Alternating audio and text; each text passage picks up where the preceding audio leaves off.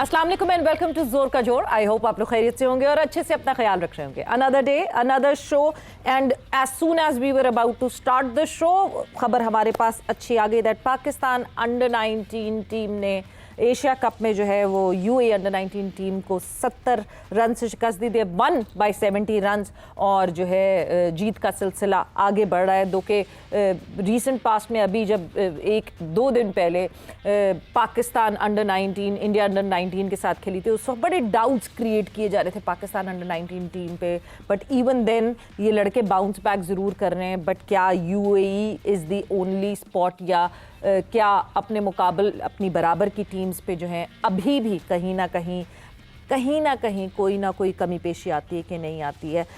इस हवाले से तो हमारी ऑब्वियसली अब डिस्कशन होगी because this is the current topic that has happened right now.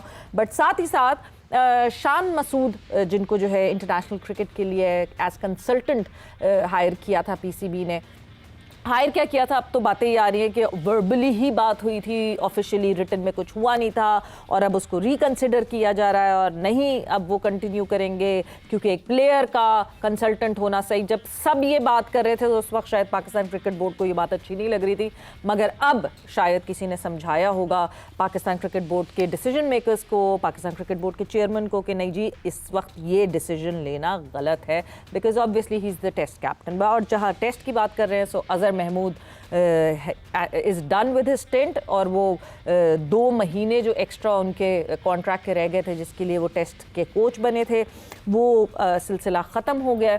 सो ये हमारे टॉपिक ऑफ डिस्कशंस होंगे। साथ ही साथ बीबीएल में पाकिस्तानी प्लेयर्स की क्या क्या परफॉर्मेंसेस रही, क्या हुआ शाहीन शाह अफरीदी के साथ, क्यों हुआ और क्यों हो रहा है, सो ये सारी डिस्कशन हम करेंगे। पीएसएल की डेट्स अनाउंस हो गई हैं, सो डिस्कशन के लिए मेरे साथ मौजूद हैं senior sports journalist Shahid Hashmi साहब। हाशमी साहब अस्सलाम वालेकुम and welcome to the show. वालेकुम सलाम, thank you. So a lot to discuss today और सबसे पहले तो पाकिस्तान अंडर 19 की ही बात कर लेते हैं। एशिया कप में जिस तरह की पाकिस्तान अंडर 19 की परफॉर्मेंस रही है, आप सेटिस्फाइड है? बॉलिंग में तो बड़ा स्पार्क नजर आया पहले मैच में, जो बल्कि दूसरा मैच जो था इंडिया का उसमें फील्डिंग बहुत अच्छी थी, कैचेस बहुत अच्छे लिए, लेकिन बैटिंग में वही सारी बीमारियां हैं, उसी सर्जरी की ज़रूरत है पाकिस्तान अंडर 19 की बैटिंग में जो सीनियर टीम की सर्जरी के लिए ज़रूरी है। वही डॉट बॉल्स, वही डर के खेलना, वही नेट रन रेट को ना देखना, वही रन रेट को ना देखना, वो सारी चीज़ें नजर आई। इंडिया के खिलाफ जिस तरह फ्राइटेंड होकर बैटिंग कर रहे थे उस्मान खान, आज उन्होंने 95 के बैटिंग स्ट्राइक रेट से बैटिंग की, लेकिन उस मैच में बहुत ही स्लो खेले। और फिर जब प्रेशर आता है 10 ओवर में आप 23 रन बनाएंगे, टारगेट आप चेस कर रहे हैं 241 का, 17 ओवर में आप 39 रन होंगे और आपकी 4 विकेटें गिर जाएंगी, तो मैच तो आप वहीं हार गए थे। तो बैटिंग कोच जाहिर है शाहिद अनवर जो हेड कोच हैं वही बैटिंग कोच भी होंगे, सरफराज भी हैं, उन्होंने यकीनन बात की होगी, इसलिए कि श्रीलंका की टीम सेमीफाइनल में सामने होगी और उनका स्कूल क्रिकेट और उनका अंडर 19 सिस्टम बहुत ही अच्छा है। हम इस अंडर 19 टूर्नामेंट को सिर्फ एक ही दफा जीते, वो भी शेयर्ड टाइटल था, यानी ये 12वां टूर्नामेंट है। 8 टाइटल इंडिया लेके जा चुका है, जिसका मतलब ये कि उनका अंडर 19 स्ट्रक्चर बहुत ही स्ट्रांग है। अभी इंडिया की अंडर 19 टीम ने इस साल इंग्लैंड जाके यूथ टेस्ट और वनडे सीरीज के लिए, ऑस्ट्रेलिया में यूथ टेस्ट और वनडे सीरीज के लिए, क्या एक्सपोजर है इन प्लेयरों का। और हमारी टीम जो सेलेक्ट हुई है वो अंडर 19 डोमेस्टिक चैंपियनशिप पे हुई है, उसका कोई इंटरनेशनल टूर नहीं था।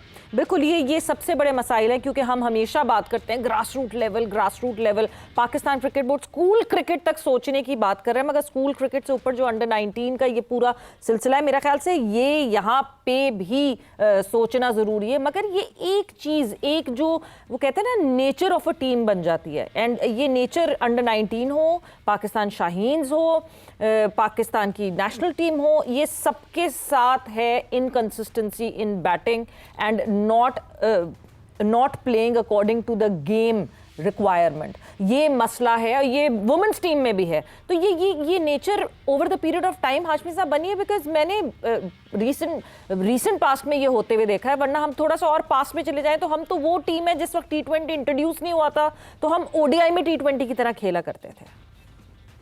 बिल्कुल इसी तरह की सिचुएशन है। You can not change the past but you can improve your future. तो उसकी बेसिस के ऊपर जाएं। पिछले 1-1.5 साल में बड़ी कोशिशें की हैं इस क्रिकेट बोर्ड ने, ज़्यादा क्रिकेट दी है प्लेयरों को, अंडर 19 लेवल पे भी और अंडर 15 लेवल पर भी हमें बहुत सारी सीरीज करानी होंगी। हम अंडर 19 का टाइटल आखिरी बार 2006 में जीते थे, 2004 और 2006 हम बैक टू बैक 2 टाइटल जीते थे। उसके बाद से हम कभी नहीं जीते अंडर 19, हम सेमीफाइनल में हार जाते हैं, हम इवन फाइनल में भी नहीं पहुंचे। और हम जिस तरह हारते हैं, इंडिया जिस तरह जीते जा रहा है, हमने इंडिया को आखिरी बार आईसीसी अंडर 19 वर्ल्ड कप में 2010 में हराया है। उसके तो कप्तान का भी नाम बहुत कम लोगों को पता होगा, अजीम घुम्मन उसके कप्तान थे। जी, तो बिल्कुल, हैदराबाद हम से इतना पीछे चले, हम इतना पीछे चले गए, हमें अंडर 19 लेवल पे, हमें under 13, under 15, under 17, under 19 level पे कोशिशें करनी होंगी। और अच्छी बात है कि स्कूल क्रिकेट हम शुरू कर रहे हैं, उसके ऊपर क्रिकेट बोर्ड की तवज्जो है। इसमें भी हमें कंसिस्टेंसी चाहिए, और कंसिस्टेंसी आप जिस तरह भी आप बात कर रही थी शान मसूद के अपॉइंटमेंट की, जिस तरह आप बात कर रहे हो कि अजहर महमूद अब नहीं रहेंगे, नया हेड कोच आएगा टेस्ट क्रिकेट का, तो हम कोचेज में भी कंसिस्टेंसी नहीं है। अंडर 19 के पिछले 5 साल में 5 कोच चेंज हो गए। हर अंडर 19 वर्ल्ड कप में हमारा डिफरेंट कोच होता है। अभी तक हमें पता ही नहीं था, कुछ लोग कह रहे थे गुलाम अली कोच होंगे अंडर 19 के, कुछ लोग कह रहे थे सरफराज होंगे, कुछ लोग कह रहे थे नहीं शाहिद अनवर को कंटिन्यू करेंगे, शाहिद अनवर कंटिन्यू हुए हैं। तो अब आपको पहले से पता होना चाहिए, और आपको अंडर 19 टीम को कम से कम 2 से 3 टूर उस कंट्री के करवाने चाहिए जिस कंट्री में आपका अगला अंडर 19 वर्ल्ड कप हो रहा है। बिल्कुल, आप इनकंसिस्टेंसी की जो बात कर रहे हैं वो सिर्फ ये तो अंडर 19 का भी टूर्नामेंट है, वरना उससे पहले जब हम पाकिस्तान शाहीन्स की बात करते हैं, जब वो राइजिंग स्टार की जो वो खेल रहे थे, उस वक्त जो है, उस वक्त भी कोचेस का चेंज हुआ था। शाहीन्स के साथ जो है वो गुलाम अली साहब थे, मगर जब इस टूर पे जाना था तो एजाज अहमद जूनियर जो है वो साथ चले गए थे। दो के परफॉर्मेंस अच्छी रही टीम की, टीम ने जीता वो, बट इवन देन ये कंसिस्टेंसी बहुत ज़रूरी है। Coming to Shan Masood topic now, क्योंकि इनकंसिस्टेंट डिसीजंस, हम, मुझे ऐसा लगता है कि जज्बाती होकर एक आउटबर्स्ट डिसीजन दे देते हैं और उसके बाद हमें उस पर यू टर्न लेना पड़ता है। शान क्रिकेट खेल रहे थे, जब एक आदमी क्रिकेट खेल रहा है वो आपको ओकेजनली आपको एडवाइस तो कर सकता है। उसकी कम्युनिकेशन स्किल बहुत अच्छी है, उसकी डिसेंसी बहुत अच्छी है, उसका ब्रॉटअप बहुत अच्छा है। रिटायर एक दफ़ा हो जाए तो वो पाकिस्तान क्रिकेट बोर्ड में बहुत कुछ सर्व कर सकता है, बल्कि आने वाले वक्तों में बहुत से लोग उसे पाकिस्तान क्रिकेट बोर्ड का चेयरमैन भी देख रहे हैं। उसकी कम्युनिकेशन स्किल बहुत अच्छी है, बहुत से लोग देख रहे हैं। तो यू नेवर नो, जाहिर है एक क्रिकेटर ज़्यादा अच्छा इन सब चीज़ों को हैंडल कर सकता है, एक अच्छा एडमिनिस्ट्रेटर इन सारी चीज़ों को अच्छा हैंडल कर सकता है, लेकिन गालिबन शायद उससे पता नहीं पूछा था, उसको बगैर पूछे अगर एडवाइज़र बना दिया। अभी तो उसकी क्रिकेट चल रही है, वो पाकिस्तान की टेस्ट टीम का कप्तान है, पाकिस्तान वर्ल्ड टेस्ट चैंपियनशिप में इम्प्रूवमेंट की तरफ जा रहा है कि कोशिश करें। हमने साउथ अफ्रीका से 1-1 ड्रॉ की, ऑल्दो के अगर हम थोड़ा सा अच्छा खेलते तो हम वो 2-0 जीत सकते थे वो सीरीज, और हम वर्ल्ड टेस्ट चैंपियनशिप में और भी अच्छी पोजीशन में होते। बट नेवर माइंड, आपको वेस्ट इंडीज में सीरीज खेलनी है, इंग्लैंड में सीरीज खेलनी है, एक दफा वो अपने शूज छोड़ दे, उतार दे अपने शूज, अपनी किट उतार के एडमिनिस्ट्रेशन की किट में आ जाए, तो देन ही could be a very good choice. लेकिन इस तरह हमें जल्दी चेंज करना अच्छी बात नहीं है। और फिर हमारे मुख्तलिफ लोगों से जब डील करते हैं इंटरनेशनल क्रिकेट के हवाले से, तो वो एक खराबी की बात हो जाती है। हमें अपने इंटरनेशनल क्रिकेट डिपार्टमेंट को भी बहुत स्ट्रॉन्ग करना होगा, इसलिए कि हमारी सीरीज अगर श्रीलंका, जिम्बाब्वे, कीनिया, इन सारे कंट्रीज से होगी तो हमारा इंटरनेशनल डिपार्टमेंट की कमजोरी नजर आती है। बिल्कुल, और आप अपने ही एक बबल में जो है वो बने रहेंगे कि हम तो बहुत अच्छे प्लेयर हैं, बहुत अच्छे प्लेयर हैं, और जब वर्ल्ड क्लास टीम्स हमारे सामने आएंगी तो हम एक्सपोज हो जाएंगे।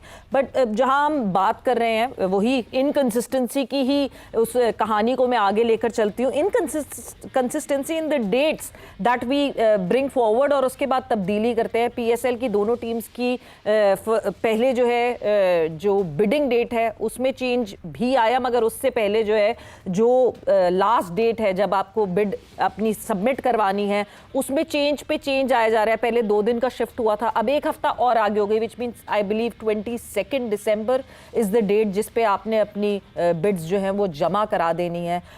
हाशमी साहब, क्या बिडर्स मिल नहीं रहे, या फिर ये जो इन्होंने रोड शोज किए हैं उसकी वजह से आगे बढ़ा के इंतजार कर रहे हैं बिडर्स का?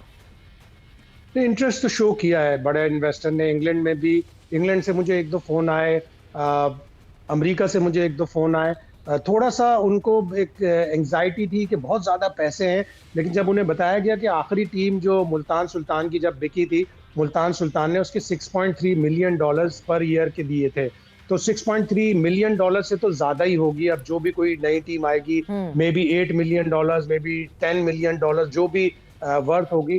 थोड़ी सी उनको ये एक प्रॉब्लम थी कि शायद रिकवरी ना हो पाए, शायद ये पैसे ज्यादा हैं, लेकिन जब उन्हें बताया तो उन्होंने जाहिर है यकीन किया कि हाँ, अगर इतनी ज्यादा वैल्यू थी मुल्तान सुल्तान की, तो अब अगली जो 2 टीमें होंगी उसमें ज्यादा पैसे ही बढ़ेंगे, और जब लीग ऊपर जा रही है, अच्छे प्लेयर और आएंगे, तो पूल जो प्रॉफिट का पूल होगा उसमें भी सब लोगों को मिलेंगे पैसे। हाशमी साहब, वक्त का मुकाबला सख्त है। मुझे एक वन लाइनर चाहिए सिर्फ इस बात पे, क्योंकि मुसलसल जब मोहसिन नकवी साहब ने बात की है दो टीम्स जो नहीं आ रही हैं, 2 टीम्स की बिडिंग जो नहीं होगी, मगर एक टीम जो कि पुरानी थी, विच इज मुल्तान सुल्तान, जिसका आपने मेंशन किया है, उसका अभी तक कहीं जिक्र नहीं आ रहा। चेंज ऑफ ओनरशिप का कोई बात सामने नहीं आ रही है। क्या इवेंचुअली ऐसा तो नहीं होगा कि पाकिस्तान क्रिकेट बोर्ड को खुद रन करनी पड़ेगी वो टीम?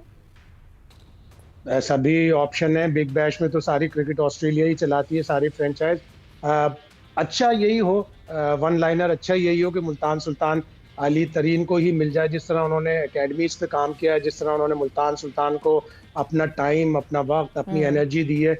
मुसालिया तो टेबल पे बैठ के बात करें और जो भी मसाइल हैं उनको ख़त्म करें। मेरे ख्याल से सारे फ्रेंचाइज ओनर्स को जो है वो मिलकर ये जो है वो दोस्ती वापस करवानी चाहिए। आई हैव हर्ड के नदीम उमर साहब ने भी कोशिश की, आतिफ राना साहब ने भी कोशिश की है कि किसी तरह ये सिलसिला जो है वो बेहतर हो जाए, बिकॉज एक बुरा इंप्रेशन जाता है जब आप वर्ल्ड हेडलाइंस बनती हैं, तो पता चलता है कि आपके फ्रेंचाइज ओनर जो हैं उनका मसला रहा बोर्ड से। तो आने वाले जो 2 टीम्स हैं उनके ऊपर भी इम्पैक्ट पड़ेगा इसका।